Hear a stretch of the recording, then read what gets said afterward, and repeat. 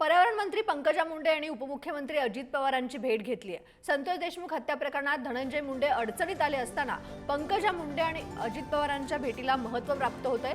दरम्यान बीड जिल्ह्याशी संबंधित नियोजन समितीच्या बैठकीबाबत अजितदादांशी चर्चा झाल्याचं पंकजा मुंडेंनी सांगितलंय। धनंजय मुंडेंच्या राजीनाम्याच्या प्रश्नावर पंकजा मुंडेंनी बोलणं टाळलंय।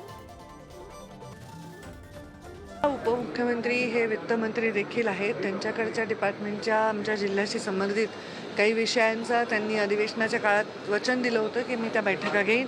त्या पद्धतीने त्यांनी आमच्या DCC बँकांच्या बैठका घेतल्या। त्याच्यामध्ये नाशिक आहे, बीड आहे, अनेक वेगवेगळे डेलिगेशन्स आहेत। तर बीडच्या त्यासाठी त्यांनी मला इथे बोलवलं होतं, त्या बैठकीसाठी मी आले। आणि आता जालन्याची DPC आहे 1 तारखेला आणि उद्या मला वाटतं बीडची DPC आहे। तर जाऊ DPCला मी पण 5 वर्षाच्या नंतर चालली आहे।